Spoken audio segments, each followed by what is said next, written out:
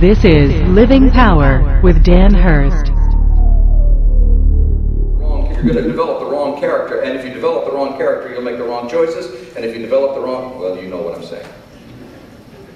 So the key here is letting God develop this new character in your life. And the key is for understanding that is that God wants to take you from this old person and create this new person. He wants to create this old character, turn it around into a new character. One thing that is clear from the Bible is that God intends for you to have a new day. But it is not one that is about you. It is a new day that is about Him. Look at Zephaniah 3, verse 5. Every new day, He does not fail. What a magnificent truth. It's about God. It's not about you. I love the hidden truth of this Bible, this verse. We'll know the Bible too. The new day is about God. The new day is about Him. It's not about you, because if it was about you, we'd have to say every new day you fail. Because you do. But every new day He does not fail.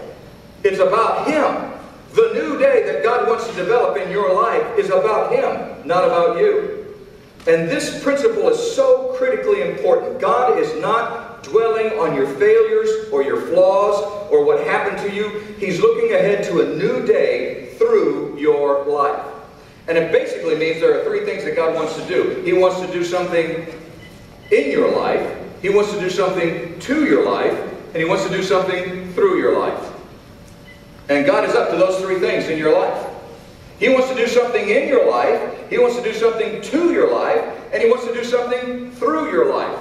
And if at any of those points you decide that you just don't want God to have control or have the authority in your life, then you blow it. And you've got some bad consequences again in your life, which lead to bad circumstances. But it is about God. It's about what God wants to do. The new day principle is about what God is up to in your life. Now, there are numerous examples of this new day principle, if you will, in the Bible. I'm not going to get into all of them, but one that we've already studied and merits mentioning again is the life of Noah. Noah was in the ark for a little over a year. And finally, the ark came to rest on dry land. And after a few days, we saw that Noah was able to step out onto dry ground. And the first thing that Noah did was he built an altar, a place to worship. Genesis 8:20. Then Noah built an altar to the Lord, taking some of all of the clean animals and clean birds, and he sacrificed burnt offerings on it. Now, one of the significant things that we need to see here is that an altar is a marker. It is a marker. It is a place where one meets God, but listen to this, then moves on. There's nowhere in the Bible where you go to an altar and then just stay there. The altar was always a place where you went and you met God and then you moved on. Every time an altar is built to worship God, as recorded in the Bible, it was a place where one met God and then moved on. Now, there were times when they came back to the altar to worship again, but it wasn't a place where they came and just dwelled and just, I'm going to build an altar here and I'm just going to stay here. It was always a place where you marked, this is where I was, now I'm moving on to where God wants me. It was the symbol of a new day. An altar is the symbol of a new day. It's the fact that God wants to do something new in your life. In fact, even in the Jewish temple, in the tabernacle and in the temple, when the Jews were traveling through the desert and then when they built the temple, they sacrificed on the altar and then they moved past the altar into the fellowship area where they could fellowship with God. They never fellowshiped with God at the altar where they did the burnt sacrifices.